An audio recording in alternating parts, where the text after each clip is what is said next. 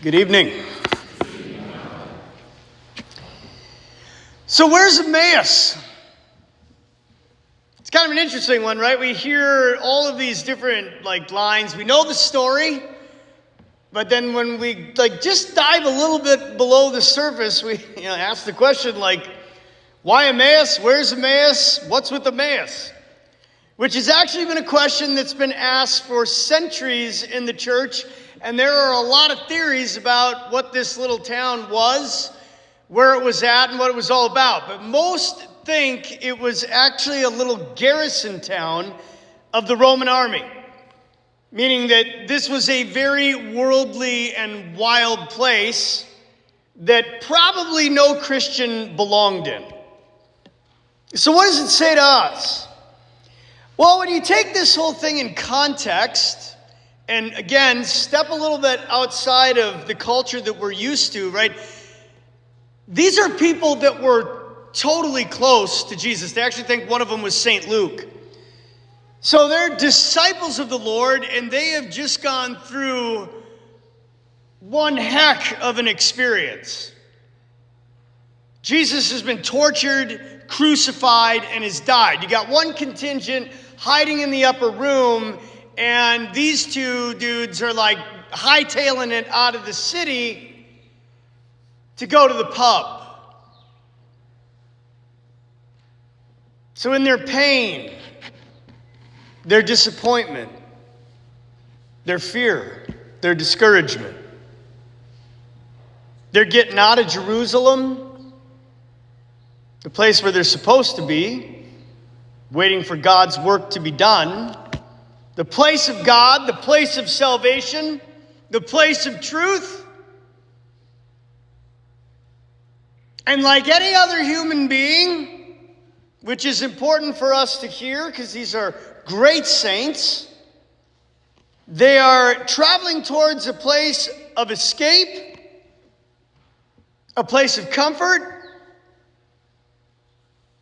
a place to hide oneself from the pain that they are in, that they don't want to face, that they don't want to go through. They just want to make it all go away. They're on the wrong road. And as they traveled this wrong road, the very person they should be looking for is looking for them. As they are running away, the risen one is running too. This is a beautiful sign to us of a God from the very moment of the resurrection is seeking out his children who are on the wrong road. And sometimes in this encounter, if not all the time, we don't even know what he's doing or who we're talking to until it's all said and done. As I prayed over it, it reminds me of a friend of mine who was in prison for 18 years for the distribution of methamphetamines. I went to high school with him. I hadn't heard from him in a very long time. But in the 7th year of his sentence, he began to write me letters in which he described how God had come and found him in the depths of drug addiction, and that this prison sentence was God's gift to him.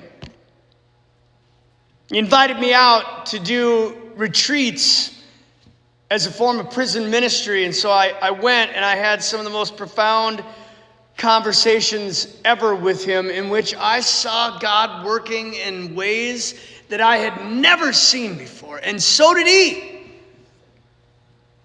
This was his redemption, his salvation. Hard to get your mind around. But isn't that true for all of us to some degree or another? How many times have I found myself taking the easiest, most pleasurable, most comfortable way possible But just like the disciples today, we end up downcast and hanging our heads with a listless spirit.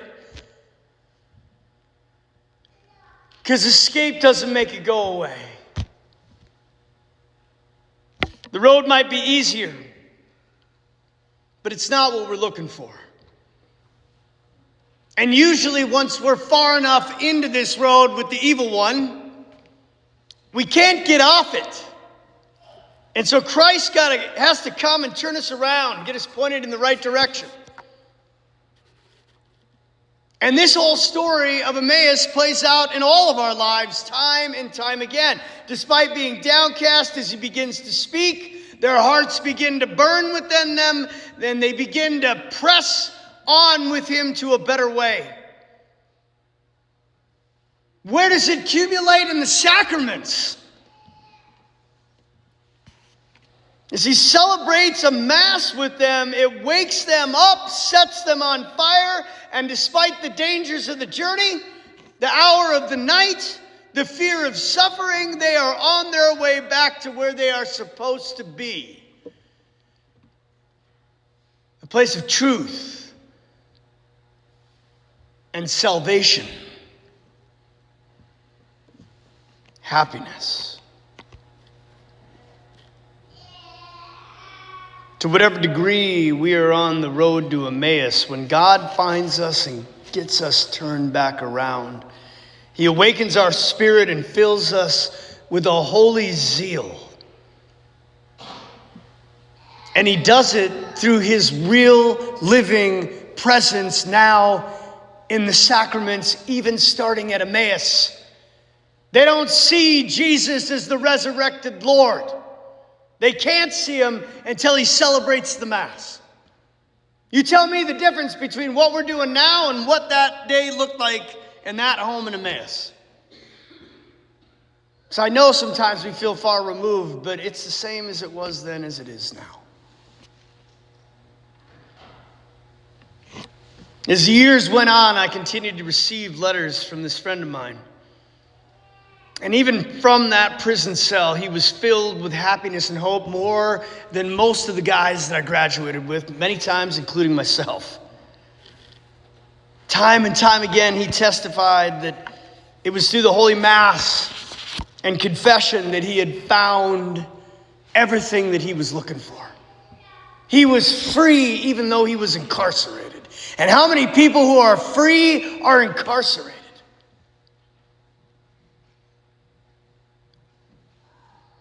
All chained up in the inside. He's out now. Went on to receive a full pardon. It's actually quite a touching story. The judge looked at him and he said, "What makes you different than anybody else? Why should I give you a pardon?" He said, "You shouldn't.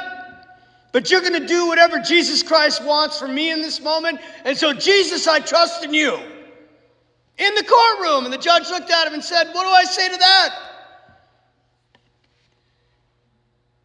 He's living clean. And his testimony has saved many, many, many other souls from addiction. He's happy and he's full of life because with God there is always a way back and there is always a way home when you are on the wrong road. On this third Sunday of Easter, Jesus in his love and mercy is gently inviting each and every one of us back with this question. What road are we on? Where are you at right now? Downcast? Is your spirit dry and tepid? In the world we're living in right now, are we all caught up in the negativity? Tired of life? It's in these very places that Jesus wants to help, invigorate, and set on fire. He's waiting for this world to respond. As we receive him this Sunday in this Mass, allow him to empower you with his body, blood, soul, and divinity, the real presence of salvation. that it may renew your hearts and fill you with true zeal and happiness, as it did in that little home in Emmaus. Let us abandon those roads that lead to nothing. Rise, and let us be on our way.